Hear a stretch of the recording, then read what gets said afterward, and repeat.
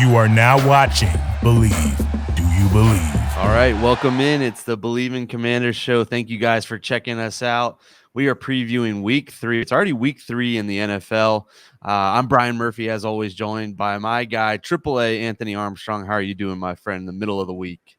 I'm doing good, man. Hump day's not too bad. I got to, watch a little tape on our upcoming opponent here. So I'm excited. It's been a good day, been a good week so far.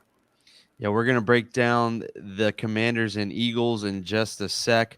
Later on in this episode, if you're watching this, you'll see our picks. We'll release that as a second episode, but those picks are brought to you by Bet Online, and they bring you the show every week as well. And then remember, it's the fastest and easiest way to wager on all your favorite sports, contests, and events with first-to-market odds and lines. You can find reviews and news for every league, including MLB, NFL, NBA, NHL, combat sports, even esports, and golf. It continues to be the top online resource for all your sports information, from live in-game betting, props, and futures. So head to Bet Online today or use your mobile device to join today and make your first sports bet. And you can use our promo code BELIEVE, BLEAV, 50 to receive your 50% welcome bonus on your first deposit. Bet Online, that's where the game starts. And the game starts for the Commanders on Sunday, the first divisional matchup of the season. We'll get to all of that about the Eagles. We know how strong the Eagles have looked, but a couple of news and notes for the Commanders. You texted me earlier, and I saw a brief video of it. I'm going to start here, kind of a little curveball. Brian Robinson was out at the practice field. That was great to see. Yes, indeed. I think that's got to be uplifting for his teammates. I mean, obviously him being shot and then having to go quickly to the unable to perform list and a short-term IR, I should say, short-term IR. And glad to see him be back in the building now, back on the field. Like, that's got to be uplifting. So I'm sure that type of energy, his type of vibe is going to help lift this team and push him through this week. Yeah, I think he's eligible week 5, and that's coming up quick. So we could see Brian Robinson before too long, which is literally a miracle, which is so cool to hear. Another cool note that I just mentioned to you, the Pro Football Hall of Fame tweeted out a picture of Daron Payne's Commanders jersey. And so they sent Daron Payne's whole get-up from week 1 against the Jaguars up to the Hall of Fame, and it is on display from the first ever game as the Commander. So I thought that was pretty cool. Big number 94, his jersey is at the Hall of Fame to commemorate the Commanders in the start of a new era. I thought that was neat. That is cool. I mean, you grow up, you thinking you want to play football, and sometimes maybe some people think about being in the Hall of Fame. And I don't know if Daron did, but he's in there. Say, "Mama, I made it. Mama, I made it." Yeah, really cool. And so, and it's awesome again that the Commanders got a week 1 victory. So, first victory is the Commanders, first game is the Commanders, and so Daron Payne's jersey is there to remember all of that. So some negative stuff because of injuries and some shuffling. The Commanders had to make a couple of moves. They sent Chase Roulier to the IR. Sounds like he's getting a second opinion and hoping that it could be a short-term stint. With a knee or leg injury, you never know. So that's a blow to the offensive line, and tough blow for Chase Roulier, who came back this season after breaking his leg last year, a game and a half in, and he's already back on the IR. So we're going to have to see what the depth looks like for the Commanders starting this week against the Eagles. Yeah, the injury bug has quickly bit Washington, and the good side is the long season. Mm-hmm. And so far nothing seems to be too drastic. People are going to be able to get back out there soon, but man, I was looking at the injury report. Philly doesn't have anybody that's hurt really, right? So that's a tough thing to have to bring that into this game. Yeah, and it sounds like Daniel Wise has a bad ankle. Don't know if he'll go. Casey Toohill was on the concussion protocol, which you never know how long that can linger. I think Cole Holcomb missed practice today on Wednesday. Yeah, he had a quad, I think. Yeah. So a couple of shuffling things. They signed Nick Martin, who is a longtime veteran, started a while, I think, for the Texans, played with the Raiders as well. So he will come in to back up Wes Schweitzer, who will hopefully be back and be your starting center until Chase Roulier, if and when he comes back. And then a nice little sneaky move. We were talking about it a second ago. I love this. They signed John Ridgeway off the Cowboys practice squad. He was a 2022 draft pick. Actually, I think they might have technically released him, and we're hoping to get him back to the practice squad. But the Commanders swoop in, get the 5th round pick Ridgeway, and I think he might see some serious snaps this week. It's going to be all hands on deck. So they released Donovan Jeter, got him back to the practice squad. So a little bit of shuffling due to the injury bug, and a chance for Ridgeway to make some plays, and then he goes up against Dallas the very next week. So I kind of like that move there.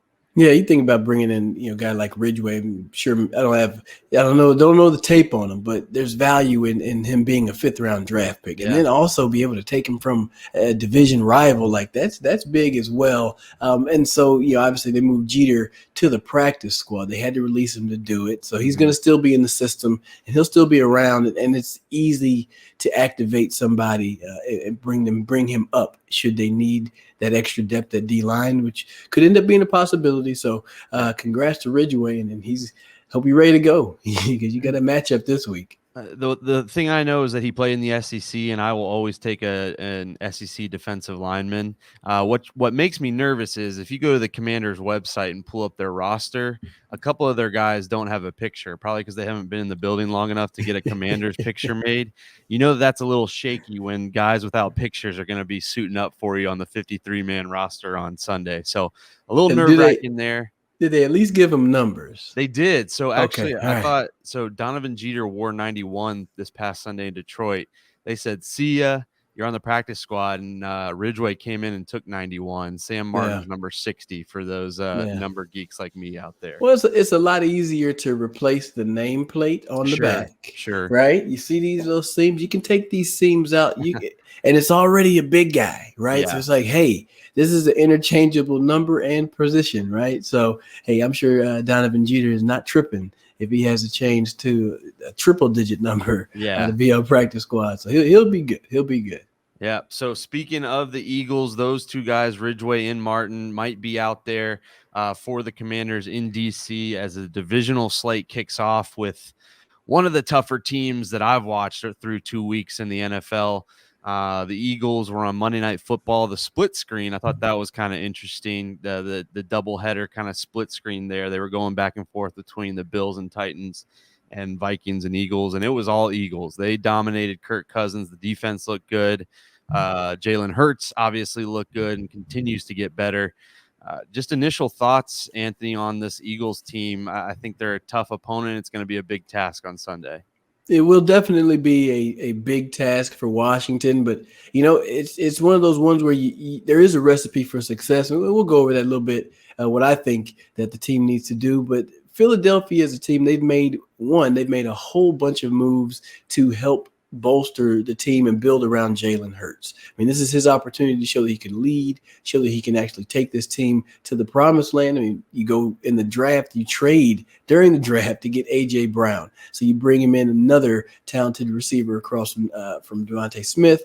Then on the defensive side, people would think, oh, it's defense, but that all ties into helping the offense, Hassan. Reddick is over there. Now you have James Bradbury is opposite Darius Slay. And then the sneaky trade when they brought in Chauncey Gardner-Johnson from the Saints. So, I mean, they've really built this team out to have 3 levels of a solid defense, and then offense. There's just a skill set, and the scheme is just built around Jalen Hurts and him making good decisions with the football. This is a good football team. It really is, and it's going to take a good effort, a good sound team effort to get a W. Yeah, you mentioned some of those guys, and some of them haven't even kind of produced this year so far, and the Eagles have still been rolling. Devontae Smith hasn't really gotten going all that much. I think Bradbury had a pick 6, but last week it was all Darius Slay who had 2 picks, probably could have had a third. Just at every level of, the offense and the defense, both lines, they're all solid. I didn't even mention Fletcher Cox, who's been there forever and just continues to hold it down. Got a sack. Jordan Davis. I mean, they just added him. Nakobe Dean, another rookie, the 2 Georgia boys that they added in there. So they got a lot of playmakers all over the place. The thing that stands out for me is their rushing attack. They are second, I think, in the league. Yeah, second in the league behind only the Browns in rushing. They got 6 rushing touchdowns. So they've done all this, and Jalen Hurts has only thrown 1 touchdown pass. Yeah. He's added another 3 touchdowns on the ground, but that rushing attack is something serious. It's led by Hurts. They've got Miles Sanders. They got another couple guys in Boston Scott and Kenneth Gainwell. I mean, they just got a bunch of different guys that can come at you in a bunch of different ways. And it's got to make you a little weary as a Commanders fan, seeing what Detroit was able to do, seeing what Jacksonville was able to do. The Commanders are bottom 5 against the run, and so it's one strength against one weakness, and so that's going to be a tough one. But I'm with you. I think if you can play sound, if you can tighten up a little bit, you can make this interesting. But it's going to take a lot there for that Commanders defense. Yeah, it really will. And with Jalen Hurts, I have a really cool stat on him. With him being such a decisive runner and choosing to run, like he quickly makes a decision, say, I'm going to go ahead and run this ball. It makes it more difficult on the defense on how you have to read things. Like you have to account for him as a runner, and that changes the body count, if you will. Usually you think about there's 11 people on either side, but the quarterback, he's not going to do anything.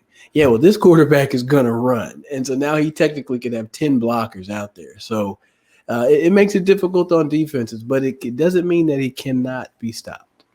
Yeah, and the questions all week for Washington have mostly been on the defensive side of the ball. I mean, who's going to step up and make a play? I've seen way too many clips of the Detroit game and all of the holes that they were able to create and just guys being in the wrong spot. You hope that this week that they have been working on that and working on that and working on that. I heard Ron Rivera today said the word is discipline, and I think they do need to be really disciplined, especially, every week, obviously, but especially against a guy like Jalen Hurts, who is just a bruiser out there. I mean, he's a quarterback, but he'll run you over. We've seen videos of him working out and what he can do. He's a strong guy, and he'll run you over. But then, it almost seems unfair because you take away the run, or at least you try to slow it down, and then you got to deal with A.J. Brown, Devontae Smith, Dallas Goedert, who we haven't even mentioned. He's got weapons all around him to throw the ball to. So it's going to take a full team effort. And I think that the offense and the defense really need to play in tandem a little bit better this week. The offense has got to get something going a little bit earlier to kind of control the clock a little bit, play a little bit of keep away. But all that's easier said than done against a team that through 2 weeks, the Eagles have looked mighty strong and could be a favorite in the NFC. I know it's early, but they look legit. No, I mean, they got to fight off the Giants, though. So, yeah. The Giants are sitting at 2-0. I mean, I didn't have that. I didn't write that one. I didn't have that one. So if you did, kudos to you. If you do not live in New York or New Jersey, and you said that the Giants were going to be 2-0 going into week 3, then congrats to you. I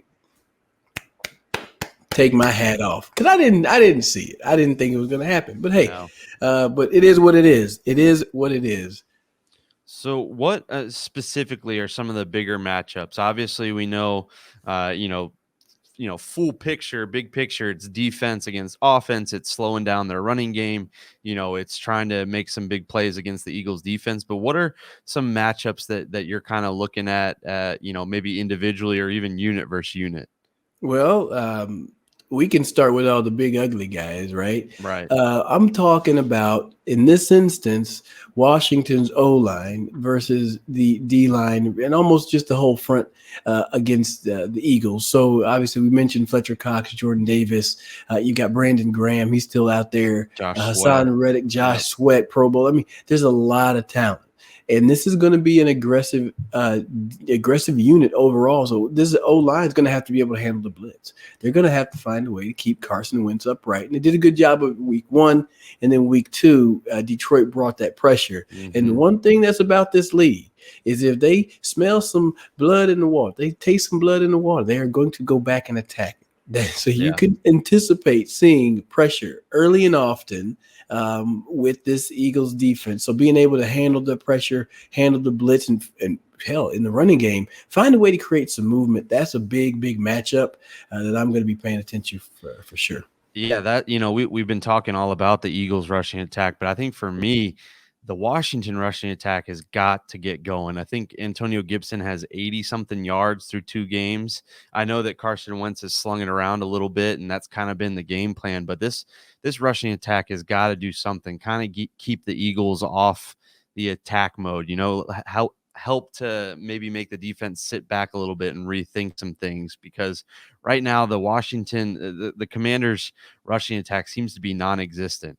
And I think that that'll be boosted once Brian Robinson gets back. I know that was part of it, but Antonio Gibson and JD McKissick have got to be able to run the ball and run the ball effectively, because eventually, the defenses are just going to sit back and just kind of wait for the pass. So you got to keep them honest by keeping the run going.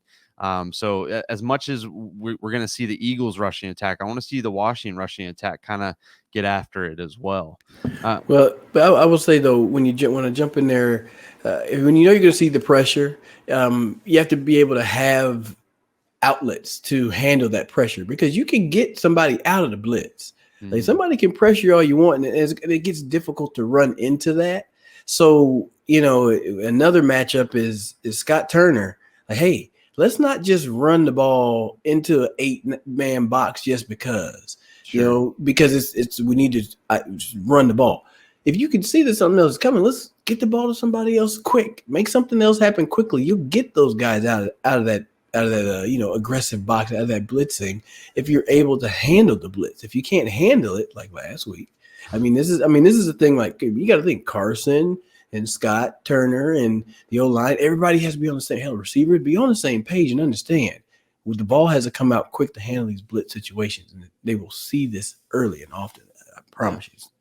And I'm excited to see Terry McLaurin. I think I saw a quick stat somewhere that he has led all players in receiving yards against the Eagles. Obviously, Washington plays them twice a year, but he tends to have some big games against them. I'd love to see that again. It seems like Terry hasn't been the third look. I just think teams are showing him a lot of attention, and it's allowing Curtis Samuel and Jahan Dotson to rack up the touchdowns. But I would love to see Terry McLaurin take it right at Darius Slay. I know they've had a couple of good matchups over the years, even back when maybe Slay's last year with Detroit, they had some good one-on-one matchups. So I'm excited to see what Terry does. I'm with you. I don't think you need to run the ball just to say you ran the ball, because your success has been throwing the ball around, and Carson Wentz spreading the ball out to, I think we said 7 receivers the first week, 8 last week. He's hopefully getting Cole Turner back maybe this week or next. So continue to spread the ball around. Whatever you do, I think you got to control the clock. I think that's going to be huge. And I think that's been Washington's key to success over these last couple of years. When they've gotten big wins, it's been because they've been holding on to the ball, whether it's running the ball, whether it's that short passing game, long drives. They got to make that happen, especially against an Eagles team that can attack you at any point. So I'm excited to see what both the offense and the defense have to throw at the Eagles. I think being aggressive is key too. I think that, I think we said it, recapping the Detroit game, there are too many times that this Washington team reacts to other teams. Go out there and be the one that makes the other team have to react. Go out there and throw a haymaker and get the game started, make them adjust to you. Now don't do anything too crazy. No. Like what was it? I forget what it was when the whole Monday night thing happened in the past. I was on that team. Yeah. So no need to fight in the end zone. Don't get anybody too hype. No. So, hopefully Philly doesn't get the ball first. But no, seriously though, another one, when you're talking about Terry's going to get his respect. They're going to pay attention to him. For me, it's those other guys. Mm-hmm. Who's going to get open? There's going to be opportunities there, right? You're really going to get to showcase how can you win against man? How can you win against this one-on-one? Because this defense with Slay and Bradbury, they have the ability to say, hey, I'm just going to go ahead and lock up over here. You may get a single-sided receiver to a trips, and they just say, hey, you go ahead and play man. We'll just assume you're going to cover this whole backside of the field, and they can play games on the other end. That receiver is going to have to take advantage of those opportunities. So being able to get the defense out of the things that they're trying to do, because they're going to force your hand. Philly's an aggressive city, and it's aggressive. Yeah. It's aggressive team, so they're going to try to press the issue. They're going to try to bring it to you. For me, it's a team effort all the way around. Yeah, got to communicate, got to be sound. A guy we've kind of in passing mentioned is Carson Wentz, going up against his former team, the team that drafted him, the first team to trade him. Is there any extra motivation going up against your former team, or is that kind of more for the media to talk about? Or is there something, is Carson Wentz going to come out there and want to stick it to these guys and throw for 500 yards and 5 touchdowns, or is it a little bit of both? All of it is, yes, he wants to win, and he's going to say, he's going to say it's not a big deal. He's going to just, dumb it down, say it's just another game. But deep down inside, there's a fact that, you're playing against your old team. You want to win. Hell, I came back to play Washington in the preseason when I was with Cleveland, and I wanted to win. It was a preseason. It was the 4th preseason game at that, so it really didn't mean anything. So, and in this being the first matchup, I'm sure that he wanted to get the win against Doug Peterson. He was able to do that. And then he going into here to play against his old team against Philly, he's going to want to get that win. And does he want to throw for 500 yards and 5? Absolutely. He would love to set a record against his old team. So, he'll downplay it. But everybody else, they know that this is Carson going against his old team. So there's going to be some more motivated teammates that want to make sure Carson goes away with the win. And it's a real thing. It's felt in that building, and everybody's very well aware of this. Well, and I saw a billboard that Philly fans plan to take over FedEx, which they have done way too many times. And I think the billboard said, "Carson, we're coming for you." So if that's not a little bit of a motivation, and maybe he doesn't see it, or maybe he does, and he's going to say he doesn't see it, but it would be pretty sweet for him to come out there with his new team and kind of pull the upset, because we know that the Eagles are heavily favored. If you stick around to watch the video, you'll see us do our picks later, but it would be really sweet to come out there and get the upset and to kind of ride into the locker room after a big game. And I've mentioned it already a couple times. It's the first divisional game, and you get a win here, it almost counts as 2 wins because it puts you above them in the division. They've got to beat you again to make up that tiebreaker. So it's a huge deal. It starts a big stretch, with the Eagles at home, the Cowboys next week. I just want to see some consistency, and obviously I want the win, but go out there and show that you're not backing down. You just had a bad week in Detroit, and you're going to bounce back, because I think that they have the players to do that. Now they just need to go out there and make it happen. 100%. And my thing I want to see from the defensive side, I want to see some creativity. I want to see some creativity, and this is going to be from Jack Del Rio. You have some very athletic players out there. Montez Sweat, I think he's a guy that could probably drop into a zone or into a coverage. He can definitely be a spy. You're going to have to deal with Jalen Hurts. So my recipe for success against a quarterback that is very elusive. If you think about a team that have success against Russell Wilson, they don't try to rush and get around him. They try to create a net of sorts, right? Defensive ends understand they can only pressure as deep as Jalen drops, and then they have to be ready to fold back underneath. The defensive line, you gotta push pressure forward and squeeze, create a net around him. If this defensive line can work in unison, that's going to make things difficult on Jalen. This year he's been very efficient against the blitz. Okay, so this is the stat I brought up earlier. So Jalen Hurts, I found this stat. He's faced 22 blitzes this year.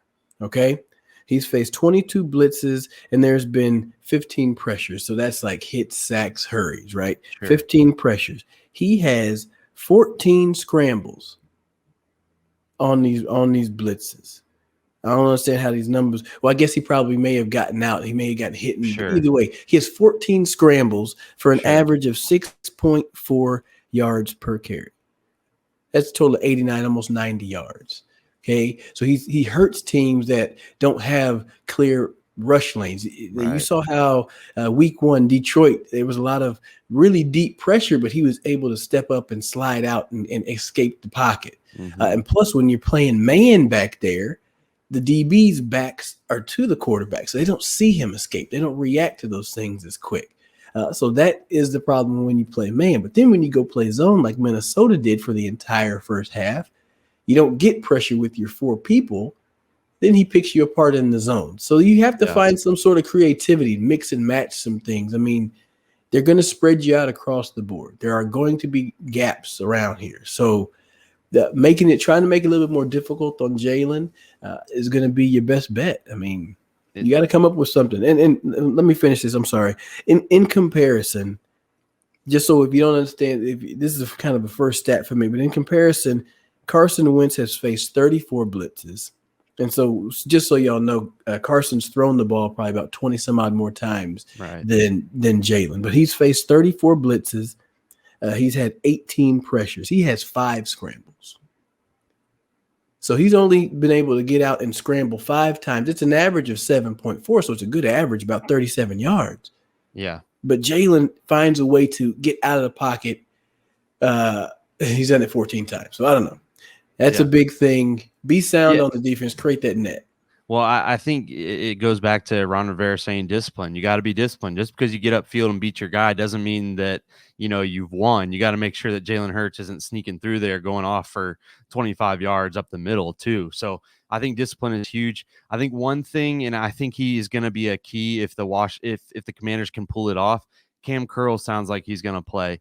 I think that is going to be so big for the communication. I think it's going to be so big for, another safety in there, another guy that can maybe even play like a hybrid linebacker role. I think that is going to be huge, especially against a guy that is so dangerous like Jalen Hurts. So I'm excited to see Cam Curl out there finally. And I say finally, it's only 2 weeks. But, I think that he's going to be huge, and I think that he could be a big difference maker for this defense if they're going to, make something happen and kind of get Jalen Hurts off his game. Yeah, getting Cam back would be huge, and especially when the defense they were talking about potentially using Defoe and Cam on the field at the same time, and I just think that there's going to be so much flexibility. In my mind, I'm thinking, well, maybe you put Jamin out there and let him just be the spy. You say all you got to do is spy Hurts. All right, if he takes off, you go and close to him, and that might be what you see in this upcoming game. I mean, you're going to have to do some things to challenge this team. Outside, obviously AJ Brown and Devontae Smith, 2 very talented receivers. They can get open by themselves. Watching the game against Minnesota, Jalen Hurts, he was taking what the defense gave him. Right. I mean, he kept everything short. He wasn't really throwing the ball downfield. And yes, he did have a big touchdown to what was his name? Gainwell. Quez Watkins. Yeah. Yes. Gainwell's the running back. Quez Watkins had that long touchdown, but that was a busted coverage. I mean, it was a cover 6. Safety and the cornerback got a little confused there. I mean, they played it. Either way, got a little confused there, left the guy wide open. The other time he threw it deep, I cut it off at 30 minutes because Minnesota kind of had laid it down at that point. But he threw one deep. It was out of bounds to A.J. Brown, and it was a one-on-one cover. So he's going to take – when it's like a one-on-one matchup, he'll take the shot deep. Sure. But if it's not, he's just going to take what it's given, and he will run the ball. So come up with a plan, Jack. Yeah. Come up with a plan. Well, make it happen. These are all matchups to look out for, and you never want to say never, but I think it's going to be a tough one for the Commanders. But come out there, throw something that they haven't seen. Don't get too crazy, but it's a division game. Use that to juice you up and pull off the big upset. I mean, can you imagine? Everybody's kind of doom and gloom. If you follow Twitter, you see film breakdowns and all that, but you can change it in 1 week. It's a week-to-week league. I really believe that. So you never know what you're going to get each week, and you got a chance to make something happen. You're back at home where you had a big home win week 1, so you never know what could happen out there. So it should be a fun one. I'm just glad my team's playing football. It's week 3. It's still early in the season. Everything's ahead of you, so it'll be a lot of fun to look out for as week 3 gets started against a big NFC East rival. Yes, indeed. Yes, indeed. Well, we're going to cut this one off right here. Yeah, so we cut this one off here. If you're watching on YouTube, stick with us. We're going to do our picks here in just a second, and then we'll release that later as another audio episode. So if you're listening right now, we'll see you next time. But stick with us, watch with us as we go over how awesome I did not do in my picks. But if you're listening, we'll talk to you soon. And if you're watching, stay with us. Yes, indeed. Thanks to the folks at Bet Online. Go check out that code now. That's right. That Believe 50, BLEAV 50. Check it out. We'll check y'all in a couple of days with our picks. All right, so let's get to those picks. If you're watching with us now, Anthony, just tell him how bad I did. I mean, it was awful. Ooh, baby. You've got like a 2 to 3 game lead, which is probably plenty for our season long matchup, but it was bad last week for me. Well, last week we were doing the tally, and Brian came in at 6-10. Yo. That's not good. That's not good. 6-10, and we went with the spread right this time. So I think I do think that if we would have went straight up, it would have been a little bit better. Probably would have been a little bit better, Yeah. but it's something to think about, right? It's something to think about. Those money lines. Yeah, because I can say there are definitely some games that I took. I bet the dog. I bet the underdog just because of the spread. So something pretty cool to think about. But Brian went 6-10, and I was a nice and tepid 8-8, right there in the middle. Just 500. You'll take that. That can get you in the playoffs. Yeah, I'll sneak in there. All right, it doesn't matter. It's gonna be a good week this week. It starts Thursday night. Steelers at Browns, an AFC North matchup. Steelers tough loss to the Patriots last week. The Browns tough loss to the Jets. That was crazy, the Joe Flacco game. But the Browns are a 4.5-point favorite at home. Who do you like in this one? This is an interesting one to start the week. Man, I am going to go with the Browns. I kind of like that. But you know what? This is going to be an emotional game. So real fast, I saw that Joe Hayden is going to sign a one-day contract with the Browns, and he's going to retire. And he was a Steeler as well, and a long-time Brown. Was a teammate of his for 8 weeks or whatever, however long it was. But Joe's good people, so congratulations to him on that career. But I'm going to go with his drafted team. I'm going to go with the Browns in this pick, with that covering that 4.5. Yeah, I'm going to go with the Browns as well. I think that they hold it down at home, and I'm just, as much as I'm a believer in Mike Tomlin and everything he does, I can't really get behind Mitchell Trubisky. He just is not doing it for me, and I wonder how long it'll be till we see a Kenny Pickett out there. I don't know if it's this week. I don't know if it's 6 weeks. But I think it's coming this year. Yeah. So I'm going to go with the Browns in a tough AFC North matchup. Yeah, I just know that's an organization that they're going to do things their way, right? They're going to do like, hey, this guy's going to watch for a year consistently, right? But I mean, I don't know. Yeah. I do agree with the Trubisky talk, though. Yeah. He won me a fantasy championship a couple years back, so I can't hate on the guy too much. But anyway, moving on. The Ravens at the Patriots. This is like a heavyweight AFC battle from years past. Ravens a 3-point road favorite. They were victims to the crazy Dolphins comeback, which was awesome. Patriots, like we said, got the big win against the Steelers. I think the Ravens go in and win this one pretty handedly. I think Lamar Jackson is on a different level, and he continues that in New England. What about you, AAA? I can go with that. Lamar is basically getting that bag enlarged the way that he's playing, and he's showing out. So I think he's going to go up to Foxborough, lead this Ravens team to a victory. Baltimore covers that easily. All right, an AFC East matchup between the two best teams in the division, maybe two of the best teams in the entire conference. The Bills, we saw what they did on Monday night, just absolutely throttled the Titans. The Dolphins with a big comeback win. The Bills are a 6-point favorite. That's a big number against a really solid Dolphins team. I just think the Bills are that good. I'm just going to start off here. I'm going to take the Bills, and it's not because I don't think the Dolphins are really good. I just think that the Bills are that much better. Man, I can agree with all of that. Josh Allen is hell. If it wasn't for Josh Allen, Jalen Hurts would be in MVP talks, right? Yeah. Josh Allen is playing outside of his mind, and hell, Stephon Diggs is going to be in MVP talks just because of the way Josh Allen is playing. And they're the MVP of our fantasy team, by the way. They brought us back from down 50 to winning by like 30. It was insane on Monday night. So thank you to those guys. Yeah. But you know what, man? I'm gonna take this one as this one mess around be my upset. But I'm gonna take Miami. I think they can cover this thing. And it might be enough of that little magic Mike McDaniel action, and they might get that dub, but I'm going to go with Miami there. You've been on Miami since before the season. I think they were your team to look out for back in like July and August. So I'm not surprised that you're taking the Dolphins and sticking with them. And man, Tua, Waddle, and Hill have been a lot of fun to watch through 2 weeks. There's no doubt about that. The Bengals 0-2 dropped a game in Dallas against Cooper Rush. 0-2, as we mentioned, going up against the Jets, who got a big win behind Joe Flacco's comeback.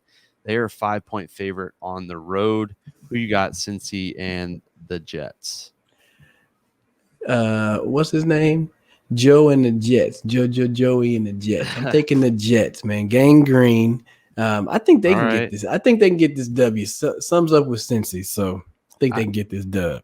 I'm going to say it for one more week. I don't think that the Bengals are this bad, so I think they prove it this week. I think they have a big win against the Jets, and I think they are just fine. They win by 10 points there. The Saints at the Panthers, an NFC South matchup. The Panthers are 0-2. The Saints are 1-1. Saints are a 3-point favorite heading to Carolina. What you got there? Ooh-wee. Give me the Saints on that one. Give me the Saints. This isn't another one I want to take a dog, but I'm going to take the Saints. That's a solid team. Yeah. They just got to get a little rhythm going. This is a good week to get something going. Yeah, it was a bad week last week, but I think that's just kind of who Jameis is. I think he bounces back in a big way this week. I'll take the Saints as well. Lions, who took it to our Commanders and might be a kind of a frisky team there to deal with. They go to Minnesota, where Minnesota's a 6-point favorite. What are we thinking in that NFC North matchup? I'm going with Detroit. With Detroit because, if you look at it, Philly just put it on. Minnesota. Now I know Jalen Hurts and Jared Goff, two different people, but Jared Goff put 35 up on Philly. So some got to shake, right? Something has to shake. So I'm going with Detroit. I think that they got something going. I don't know if I'm a believer in Detroit, but 6 is a lot. I think I'm going to take Detroit by default just because I don't know that I trust Kirk Cousins that much. I messed that up. It is not Panthers at Giants. That is wrong. So don't look at that. We'll skip over that one. I'm not sure what I did there because we already did the Panthers and the Giants play the Cowboys on Monday night. So we'll get to that one eventually. I skipped over something there. The Chiefs at the Colts. Chiefs a 6.5-point favorite going to Indy, who is 0-1-1. They're going to be 0-2-1. Kansas City. They got it. Yeah. Inside too. Yeah, I think Patrick Mahomes, I think he had a good game against the Chargers. I think it could have been more, and I think that guy is just hungry to always put up as close to 5 touchdowns as he possibly can. So, yeah, give me the Chiefs there with that one. I'm going to figure out what I did wrong there. We'll find it here in just a second. But continuing on with our list, now we've got the Raiders at the Titans, two teams that I just really cannot figure out, the Las Vegas Raiders and the Tennessee Titans. Both are 0-2, if I'm not mistaken. So what are we thinking with the Raiders, a 2.5-point favorite on the road? I'm going to take the Titans. At home. I think they're going to figure out how to run that ball. They're going to have to do that. Or this could be a really quick switch to Malik Willis. So if nothing goes too hot by halftime, you may see a switch. Yeah, I'm with you, and I don't think that's going to go over well. Ryan Tannehill doesn't seem like the kind of guy that's going to give that up too easily. I do think that they lean on Derrick Henry, though, so I will take the Titans in the upset, I guess, technically in this one. All right, the Eagles and the Commanders. The Eagles are a 6.5-point favorite going into D.C. How do we feel about this one, AAA? I tell you, it's a tough matchup. It really is. You're facing a really, really good team. In my heart, I obviously want to say Washington gets the W. But on paper, Philly is really, really out there. So I'm going to say Washington will cover the 6.5. I'm going to take them for the cover. You're a little bit more bullish than me. I think that the Commanders hang with the Eagles a little bit, but I think that they wear them down and they win by, 8. I think they put it away late. So I'm going to unfortunately take the Eagles, but I don't think it's all doom and gloom. I don't think the Commanders are out of it by any means, like a lot of fans will want to say. I think they play tough, but I'm just going to take the Eagles in this one. They are just humming. I kind of thought, like, not that I wanted I never, again, I want you to hear this. I never want an injury, but I thought that Monday night I was hoping that the Vikings would put up a better fight, kind of knock them around a little bit, and that didn't happen at all. Yeah, I mean, seriously though, you are facing an opponent who has one less day of work, and then they had a team just showed up and didn't give them much of a fight. Smooth sailing. Like, come on, man. Push them, pull them. Now, when that blackout game makes its way to FedEx Field, don't y'all come over here and be spirited then. Don't come over there and be all hyped up all of a sudden because Kirk Cousins is coming back to FedEx. Don't start now. Don't start it then. No, sir. Well, don't let the Eagles take over on Sunday. I think the Commanders are going to put up a tough fight, though. Don't get me wrong. All right, the Texans at the Bears. Bears looked kind of ugly outside of their first drive against the Packers. Texans hung with the Broncos, but the Bears a 2.5-point favorite. Who do you like in the second-year quarterback matchup between Davis Mills and Justin Fields? Let's go with Fields. Let's go with Justin Fields. I think man, it's good. It'll be tough. I mean, he's going up. Lovie Smith going back to Chicago. I mean, that may not be the first time that has happened, but hey, it's a thing. So that's going on. But I think Justin Fields. You're at home. You gotta lean. I'm gonna lean in the tight matchups on the home team. I'm going to go with the Texans. I think they're better than their record has shown. They hung with the Colts. They probably should have beat the Colts, hung with the Broncos last week. And I think something's a little off there with the Bears. I think I saw that they only have 15 completed passes in 2 games, but their running game is not anything to write home about. I'm just going to take the Texans in this one until Justin Fields proves me wrong. All right, Jaguars at the Chargers. I'm going to go with the Chargers. I think they look like one of the best teams in the league. I think they just unfortunately are in a division with 3 other solid quarterbacks, including Patrick Mahomes. But I think the Chargers have no problem with the Jaguars, a 7-point favorite. Despite my upset pick last week, the Jaguars really did me well there. But I think the Chargers are too much for Jacksonville. I'll agree. It's that long travel across the country, and so I mean that they get ahead. That's an explosive offense, even if they don't have Keenan Allen. So I'm going to go with the Chargers there. Seahawks a 1-point favorite against the Falcons. I'm taking the Seahawks just solely because this one's in Seattle. I would have taken the Falcons if it was in Atlanta. I think both of these teams have some potential, have a couple of players, but I just don't think either one of them are very special. So I'm going to go with Geno Smith and the Seahawks in this one, the Battle of the Birds. I mean, if I had a coin, I'd flip it. Right. But just for the sake of separation here, man, I'm going Seattle. I am not going to Seattle. I just took another one, so Seattle's good. All right. The Rams, a 3.5-point favorite, a divisional matchup going to Arizona, who won the emotional overtime win against the Las Vegas Raiders. Who you got in this one? The defending champs, 3.5-point favorite on the road against the Cardinals. I'll take the Rams there. I am going to go with the Cardinals. I don't know if they're going to win, but I think they're going to hang close, and it feels like the Rams always drop one of these games that you don't think there's any way they possibly could. I think for whatever reason, Kyler Murray gets it done this week. I have no reason to believe that other than that's just my gut feeling, and I'm going with it. So I'll take the Cardinals at home in this one. This one I can't figure out. The 49ers are a 1.5-point favorite going to Denver. I don't know how you don't take the Broncos here, but that's just me. I just think that Russell Wilson at home in Denver, I know they didn't look great last week. Maybe Vegas really believes in Jimmy G, but I don't see how the Broncos don't win this one. I see how.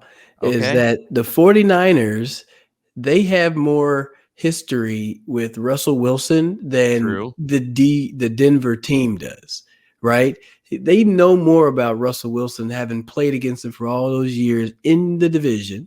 Now you just go into a different space. He has a different uniform on, but it's going to be the same recipe.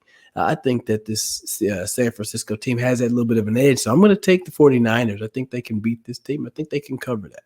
Yeah, the 49ers are a tough team, and what a savvy move to bring Jimmy G back. Obviously, it stinks that Trey Lance is out, but you got a guy that knows the system and is taking this team to a Super Bowl. So that'll be an interesting one. That'll be a fun one. That's the Sunday night game, I believe.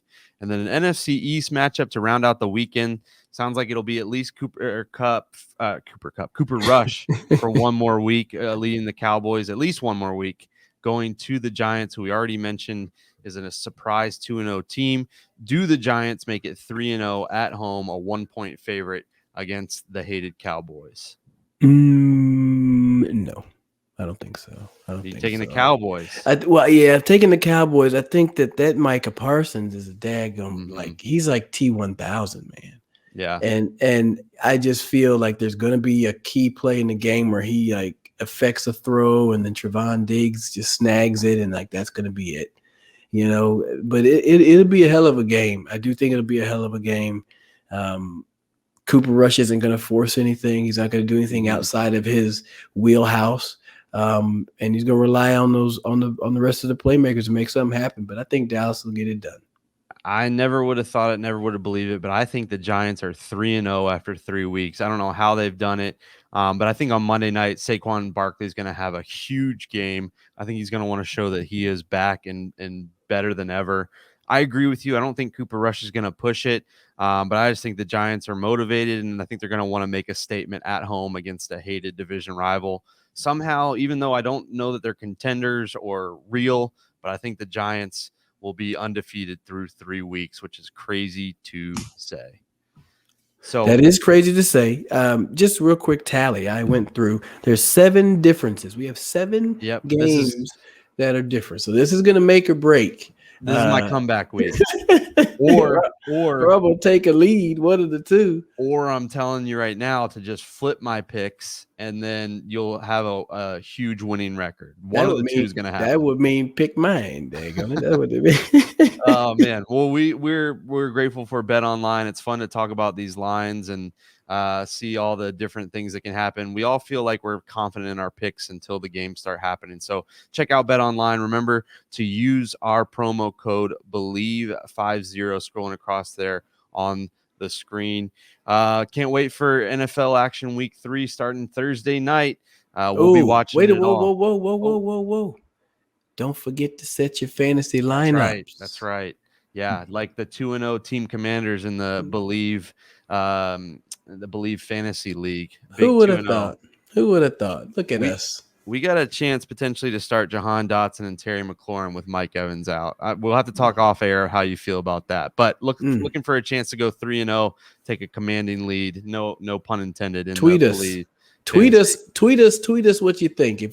Tweet us at Believe Commanders. Let us know what do you think. Should we? How should we handle our receiver situation with Mike Evans suspended and Jahan Dotson and Terry McLaurin could be our starters alongside Stephon Diggs? We are team commanders. We are team commanders. We might just have to stick with our guys and believe in them. But let us know. Thank you guys for listening, and feel free to help us out with our picks. If you have any winners, send them into us and help, especially me out. But we appreciate you guys, and we'll talk to you recapping the Eagles and Commanders after this weekend. See y'all later.